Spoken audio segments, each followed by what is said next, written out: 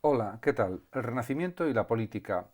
Se puede decir que con Nicolás Maquiavelo cambia la política y ya la política se separa absolutamente de la ética. Maquiavelo nació en 1469 y murió en 1527.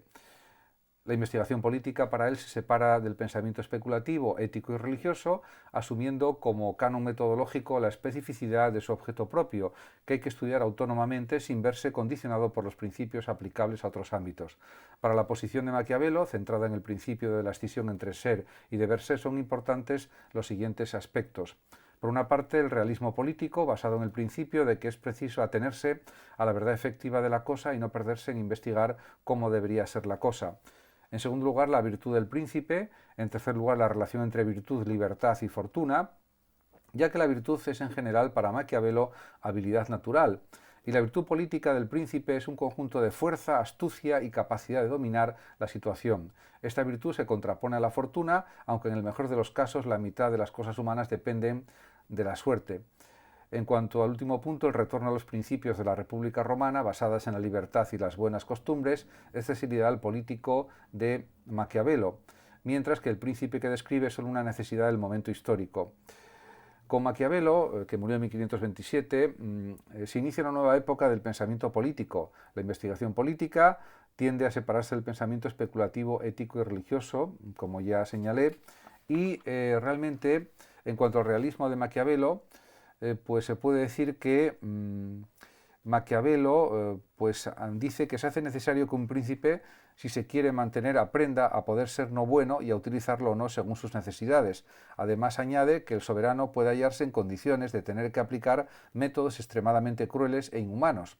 Cuando a los males extremos es necesario aplicar remedios extremos, debe adoptar tales remedios y evitar en todos los casos el camino intermedio, que es la vía del compromiso, que no sirve para nada, ya que únicamente y siempre causa un perjuicio extremo.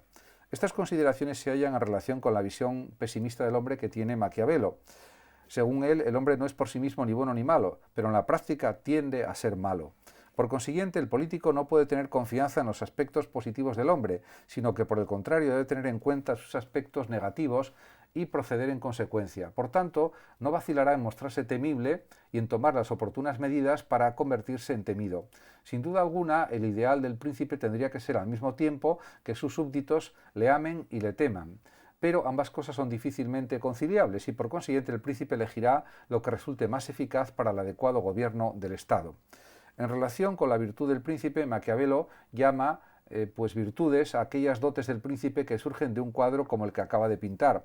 Como es obvio, la virtud política de Maquiavelo nada tiene que ver con la virtud en sentido cristiano o en sentido ético. Él utiliza el término en la antigua acepción griega de arete, es decir, virtud como habilidad entendida a la manera naturalista.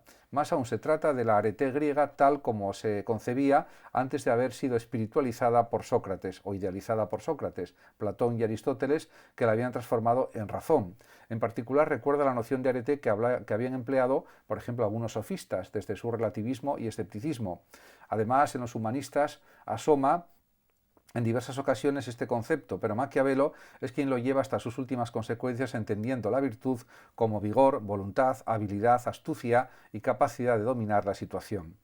En cuanto a la libertad y la fortuna, esta virtud es la que hay que contraponer a la fortuna. Vuelve de este modo en Maquiavelo el tema de la oposición entre libertad y fortuna que tanto habían discutido los pensadores humanistas.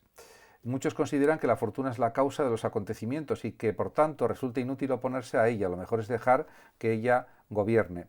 Maquiavelo confiesa haber experimentado la tentación de compartir esa opinión. Sin embargo, ofrece una solución distinta. La mitad de las cosas humanas dependen de la fortuna. En cuanto pues el retorno a los principios, el ideal político de Maquiavelo no es el príncipe descrito por él, que toma como modelo al rey Fernando el Católico, es más bien una necesidad del momento histórico, sino el de la República Romana, basada en la libertad y las buenas costumbres y por tanto en un retorno a los principios. Al describir esta república parece emplear en un nuevo sentido su concepto de virtud, en particular cuando discute la antigua cuestión sobre si el pueblo romano, cuando conquistó su imperio, se vio más favorecido por el azar que por la virtud. A este interrogante responde Maquiavelo diciendo que sin sombra de duda en qué medida pudo más la virtud que el azar en la adquisición de aquel imperio.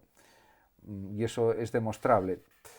Por otra parte, también hubo otros pensadores del Renacimiento como Guicciardini y Botero, y diríamos otro gran pensador del Renacimiento es Tomás Moro, ya que la obra que le otorgó una fama inmortal al inglés, Tomás Moro, que murió en 1535, es Utopía, título que indica una dimensión del espíritu humano que a través de la representación más o menos imaginaria de lo que no es, se representa lo que debería ser o cómo el hombre querría que fuese la realidad.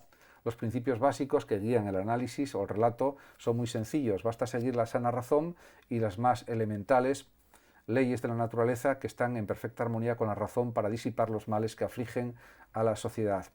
Por lo tanto, diríamos que Tomás Moro es un gran humanista y en su utopía mantiene que tiene una sociedad basada en los principios del cristianismo, de la justicia social, de la bondad, en definitiva, y pues hace una crítica muy dura contra la sociedad inglesa de su tiempo. De hecho, como sabemos, el propio Tomás Moro murió ajusticiado por el rey Enrique VIII porque no le dio la razón en cuanto a la separación de la Iglesia anglicana y también en otros sentidos, por ejemplo, no dio la aprobación a sus casamientos, etc.